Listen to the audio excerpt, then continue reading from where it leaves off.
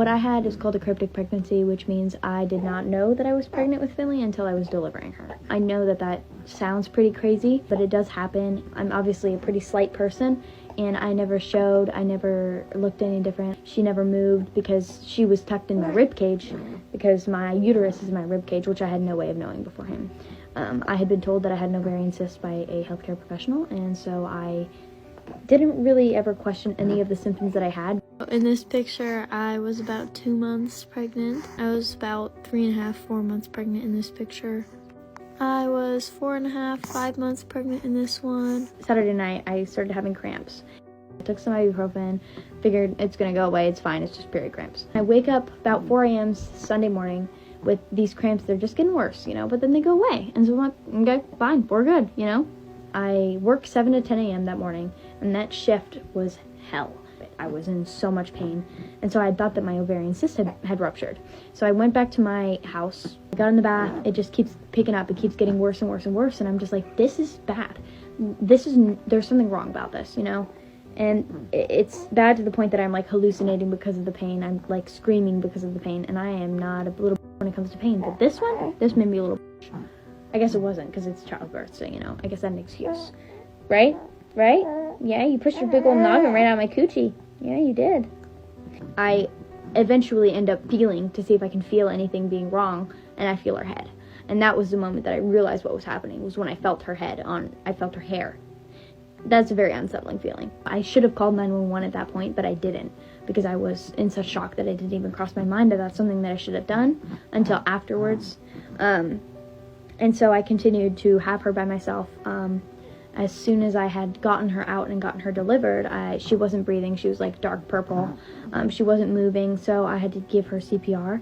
I had to give her mouth to mouth. I knew how to do that because my dad's an EMT, and so he had, I've seen him show people how to do this because he teaches CPR classes. So I had a basic understanding of what I needed to do.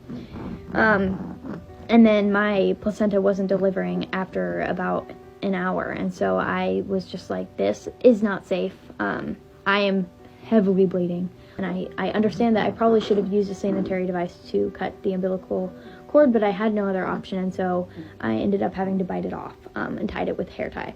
So I did the best I could given the circumstance I had.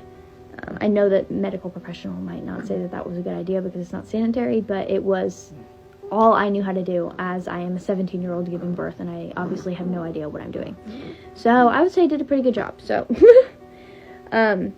but basically, I ended up calling my friend instead of calling 911 after I had her, and I was like, look what just happened. And she was like, dude, I'm coming over.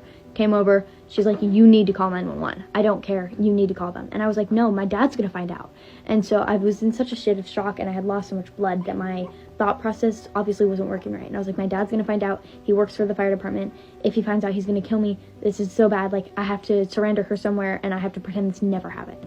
That was my mindset, Obviously, I didn't realize I was dying. So we ended up about 2 hours after I had her, so around 7 p.m. that night, Sunday night, ended up calling 911, and they came. And they all immediately recognized me. They were like, oh, you're Richardson's kid. And I was like, yeah, my dad. Sorry, The way that they told my dad was that they called him, and they said, congratulations, Grandpa, it's a girl. And my dad did not know that I was pregnant, so obviously he was like, what the fuck are you talking about, right? So, my family has been very supportive of me throughout this entire thing. It's been a really amazing experience. I love Finn more than I have ever loved anything in my life, and I'm very grateful that I had her in the way that I did, because I wasn't planning on ever having kids, and I don't think I would have gotten to experience this love if I didn't have her the way that I did. Finn has a syndrome. It's called Klippel-Feil syndrome. This usually presents in 2 or 3 of the cervical spine vertebrae being fused, so 2 or 3 of the vertebrae in the neck being fused together. Finn has all 7 fused, which is practically unheard of. It's incredibly rare to an already rare congenital disorder. It's not genetic. It has nothing to do with my genetics or her dad's genetics. So she's got all 7 fused, which means she's got a pretty long road ahead of her. If you think it's also known as short neck syndrome. But she is just the most amazing, darling, sweet, perfect thing I have ever done with my entire life. And the way that she came into this world was obviously less than ideal. but I wouldn't change a thing about having her around now. You know, we're just gonna have to grow up together, and I think that that's a really beautiful thing. I cannot imagine going through what Journey did, from having no idea that she was pregnant to giving birth at her own home without any medical professionals there to help her is just insane.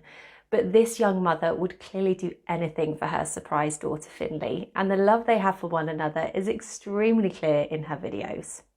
Now, the comment section couldn't believe what Journey had gone through and the choices she made throughout this terrifying ordeal, saying, "Girl, I'm glad that you and Finley are alive. Cryptic pregnancies are literally insane and you're so brave for going through this."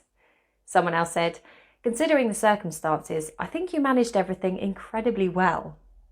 And also, "I'm sorry, you bit the umbilical cord off. Do you realise what a badass, ridiculous, crazy woman of history story that is? Kudos, man."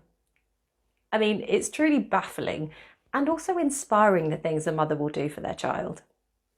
As always, thanks for watching Happiest. If you like this video, then be sure to follow our Instagram and TikTok pages for more heartwarming videos like this.